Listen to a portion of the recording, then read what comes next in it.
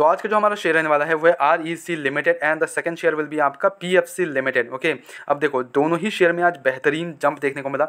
PFC में 4% की तेज़ी थी, ठीक है, PFC में 4% और REC में आपका 5.16%, और काफ़ी टाइम हो गया था एक्चुअली ऐसे मूवमेंट्स देखते हुए। ओके, ऐसे मूवमेंट्स REC और PFC में देखे हुए जमाने हो गए ऐसा लग रहा है, ठीक है, बिकॉज काफ़ी टाइम से शेयर एक लेवल्स पे अटका हुआ है। अगर आप चेकआउट करोगे तो यही लेवल्स देख रहे हो एक ही लेवल्स पे अटके हुए हैं दोनों शेयर, दोनों ही।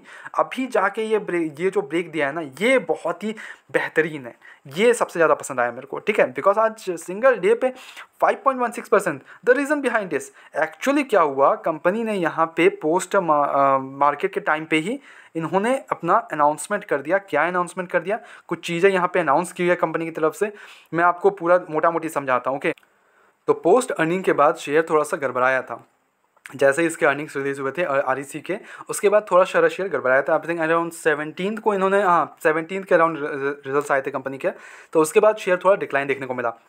उसके बाद कंपनी को लगा कि ओके वाई इज डिक्लाइनिंग, तो इन्होंने अपना एक प्रोजेक्शन रख दिया, फ्यूचर प्रोजेक्शन बोल सकते हो आप, ठीक है। अब ये प्रोजेक्शन क्या था इनका, मैं आपको इसके मेन मोटा मोटी बुक के लेके चलता हूँ। सी, REC Limited leader power sector financer under the Ministry of Power July payment, and this the bulk of the payment about 11,413 crore came from the Kaleshwaram irrigation project in Telangana executed by another public sector enterprise BHEL.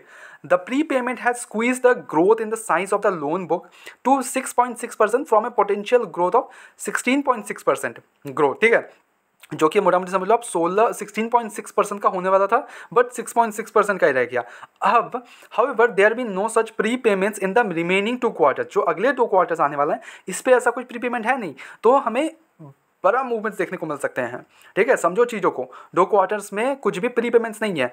Which ending March 2026 the management told analyst in a conference call triggering a rally in the stock market stock price on October 29, ठीक है, समझ गए, आज की बात है, ठीक है। अब हुआ क्या कि कंपनी का जो ये प्री पेमेंट आया, ये प्री पेमेंट नेक्स्ट 2 क्वार्टर से आएंगे नहीं। अब यहाँ पे the team also retains its goal to achieve a loan book of 10 lakh crore by March 2030, मतलब 2030 तक 10 लाख करोड़ का इनका लोन बुक होने वाला है, समझ रहे हो, which that would imply a compounded annual growth rate of over 13% from now.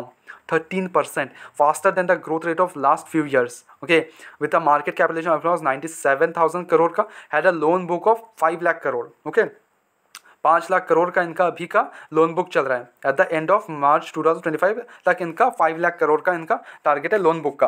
अब वही 5 लाख करोड़ का इनका डबल हो जाएगा, मतलब समझ लो बात, डबल हो जाएगा इनका लोन बुक 2030 तक। ओके, 13% का ग्रोथ एक्सपेक्ट कर रहे हैं ये, तो इट्स एक्चुअली एक great news for the share holders actually. Okay, और शेयर तो पता ही है डिविडेंड जम है, और कुछ फंडामेंटल्स, क्या ही इसके फंडामेंटल्स देखोगे, मतलब ऐसा फंडामेंटल्स है कि अंडर वैल्यूड शेयर, दोनों ही शेयर आपके अंडर वैल्यू 5 का पी चल रहा है, इंडस्ट्री पी 23 के अराउंड है, operating margin 96%, profit growth 16%, quarter result इस बार के भी ठीक ठाक ही क्वार्टर रिजल्ट थे, सेल्स में बढ़ोतरी था, ऑपरेटिंग प्रॉफिट में बढ़िया था, ऑपरेटिंग मार्जिन में थोड़ा सा गिरावट देखने को मिला, और वही अगर नेट प्रॉफिट देख ले तो 4,038 करोड़ से इंक्रीज हो गया 4,415 करोड़। एक्सपेक्टेशन नेक्स्ट 2 क्वार्टर से और ज़्यादा है।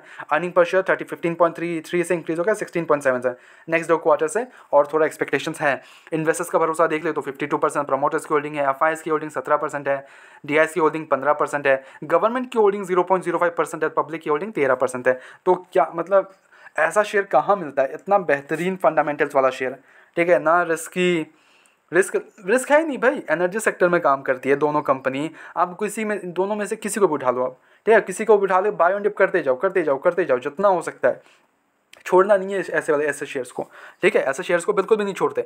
डिविडेंड मिल जाता है आपको 3.86, उसका भी कुछ 4 पॉइंट समथिंग है, तो डिविडेंड मिल जाता है। इस बार भी शायद REC का 4.60 का पर शेयर डिविडेंड है, तो भाई शेयर का प्राइस लेस है, उस हिसाब से काफ़ी बेहतरीन डिविडेंड है, ठीक है, समझ पा रहे हो, डिविडेंड बहुत बेहतरीन देती है कंपनी, इस पर कोई डाउट नहीं।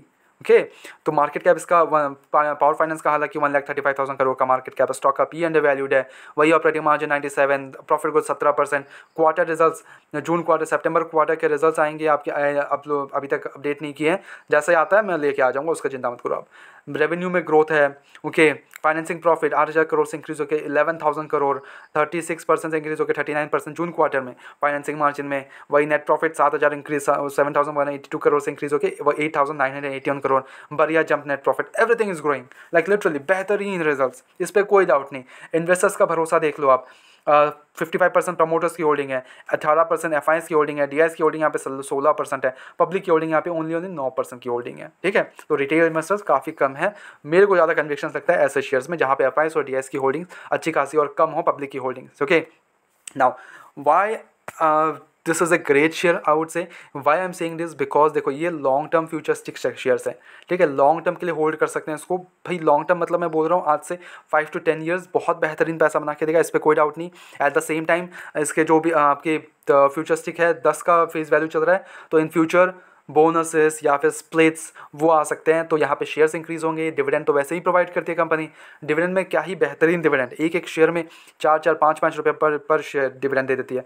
छोटी सी शेयर है उसके पर भी इतना बेहतरीन डिविडेंड दे रही है कंपनी, कोई डाउट ही नहीं है। आप बस बाय ऑन डिप्स करते जाओ, बाय ऑन डिप्स करते जाओ, डिविडेंड एंजॉय करते जाओ, एंड डिविडेंड को ही आप फिर से इन्वेस्ट कर सकते हो in this kind of shares, okay, जहाँ पे फिर डिविडेंड मिले एंड पैसिव इनकम जनरेट होते रहे। समझ रहे हो बात को? तो ये सेफ रिटर्न्स हो गए। आपको अगर खेलना है, थोड़ा रिस्क खेलना है, देन गो अहेड। एक स्ट्रैटेजी बताता हूँ कि आप जो भी अमाउंट यहाँ पे इन्वेस्ट करोगे, मैं I am not talking about small amount, ठीक है, मैं ये नहीं बोल रहा हूँ कि आप 50,000 डाल के बहुत बढ़िया डिविडेंड मिल जाएगा, वो नहीं बोल रहा हूँ मैं। यहाँ पे अच्छा खासा आपको एक पैसा डालना पड़ेगा, सेफ इन्वेस्टमेंट्स है, ठीक है, तो वहाँ पैसा डाल सकते हो। डाल के आप जो डिविडेंड्स मिलते हैं उन डिविडेंड्स को एक रिस्की शेयर्स में ऐड कर सकते हो, जहाँ पे आपको एक शॉर्ट टर्म गेंस में वो बना सकते हो, शॉर्ट टर्म गेंस बना सकते हो, तो ये कर सकते हो। या फिर आप धीरे धीरे उसको डिविडेंड्स को भी यहाँ पे ऐड कर सकते हो। तो ये मेरी तरफ से स्ट्रैटेजी है, ओके। नाउ मेरी तरफ से कोई भी बाय एंड सेल कमीशन दोनों ही शेयर में बिल्कुल भी नहीं है। You can go ahead do your own research as well, please do that and make the investments blindly. किसी पे विश्वास करके इन्वेस्टमेंट्स ना करें, बस यहाँ पे एजुकेशन पर्पस के तौर पे वीडियो को देखो। Go ahead do your own research as well, okay, make the investments. ऐसे रेगुलर अपडेट्स के लिए चैनल को सब्सक्राइब करो, वीडियो को लाइक करो। मिलता है नेक्स्ट वीडियोस में।